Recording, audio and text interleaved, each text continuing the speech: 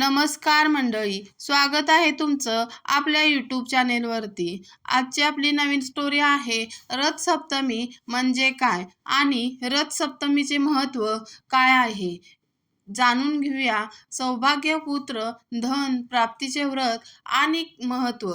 माघ शुद्ध सप्तमीला महासप्तमी किंवा रथसप्तमी म्हणतात। या दिवशी पूजा करून सूर्याला पायसचा नैवेद्य दाखवतात। भगवान सूर्यनारायण रोज विश्वाला प्रकाश देत असतात आणि त्यासाठी त्यांची अव्याहत घोडदौड चाललेली असते। त्यांच्या रथाला सप्त अश्व असतात। हे अश्व म्हणजे सप्तरंग, सप्तवार, सप्तछंद आहेत अशी लोकमानांची भावना असल्यामुळे रथसप्तमीच्या व्रतचरणात प्रथम ध्यानमग्नता, नंतर नाममंत्रासह सूर्यनमस्कार आणि अखेरीस तीर्थप्राशन हे नित्यप्रमाणेच करायचे असते। रथ हे वैदिक हिंदू धर्मातील प्राचीन वाहन आहे। देवगणासाठी देवरथ, राजा महाराजांनी पुष्परथ, खेळ स्पर्धासाठी क्रीडारथ, स्त्रियांसाठी कनीरथ, रथवेदीच्या रक्षणासाठी वैजयिक रथ, युद्धासाठी साम्रामिक रथ असे रथाचे विविध प्रकार आहेत। रथचक्र हे समाज जीवनाच्या प्रगतीचे चिन्ह व उत्कर्षाचे प्रतीक आहे।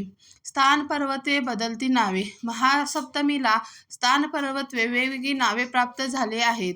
बंगालमध्ये या दिवसाला भास्कर सप्तमी म्हणतात।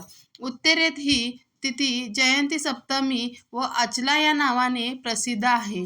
हा मन्वंतराचा पहिला दिवस असून या दिवशी सूर्यनारायणाची स्वारी 7 अश्व जुंपलेल्या रथातून आकाशमार्गे फिरावयास निघते।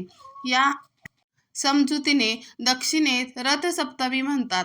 शब्द कल्प द्रुमकारांनी माघ मासास सामरी मास हे नाव दिले असून या तिथीला माकरी सप्तमी म्हटले आहे। तसेच सूर्यसप्तमी, भानुसप्तमी या नावानेही ही सप्तमी ओळखली जाते। त्या त्या प्रांतानुसार पूजेमध्येही बदल होत गेला आहे। रथसप्तमीची कथा आपण पुढील पार्टमध्ये बघूया। तुम्हाला जर ही माहिती आवडली असेल तर मित्रांनो, प्लीज माझ्या चॅनेलला लाईक, शेअर आणि सबस्क्राईब करायला अजिबात विसरू नका। तुमचा सपोर्ट मला खूप महत्त्वाचा आहे। धन्यवाद।